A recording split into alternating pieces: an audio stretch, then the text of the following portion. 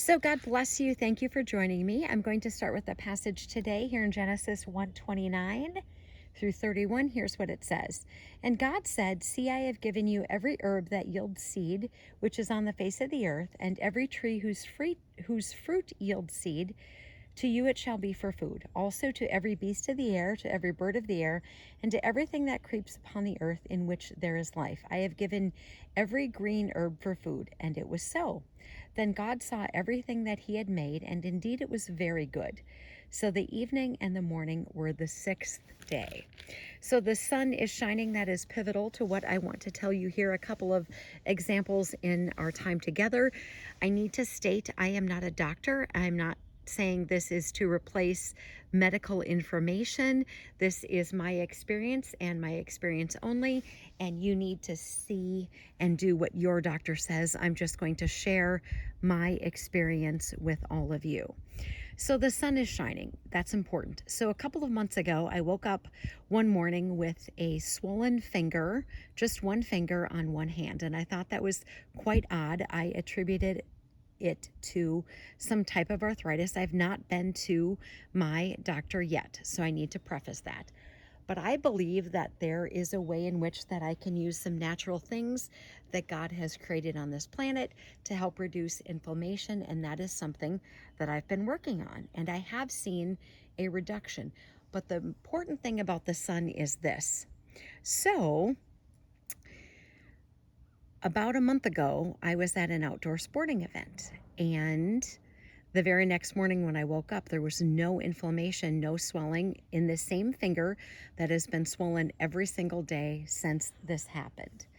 And I thought to myself, what is different? Well, what's different is that I was out in the sun all day. So I wanted to do some research and see, what does vitamin D, can vitamin D reduce inflammation? Again, I'm not telling you not to see your doctor. I'm not saying that at all. I'm just sharing my experience that I noticed that vitamin D reduced the inflammation in my hand.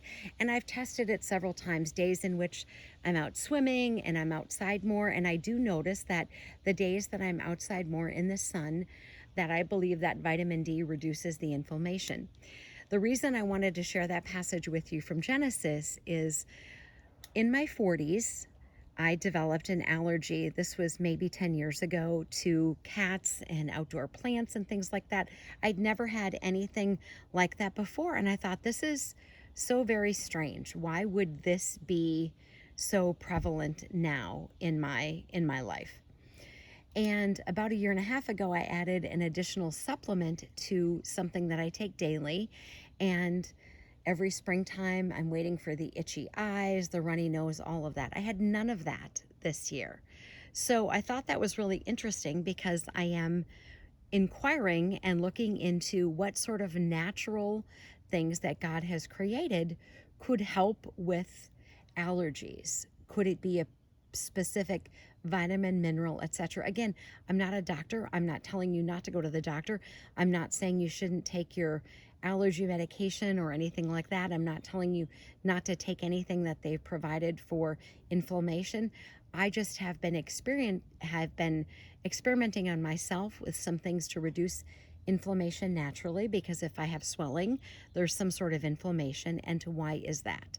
And so when I read this passage from Genesis, and that God had provided every herb for food, we know that this is something nutritional for our bodies.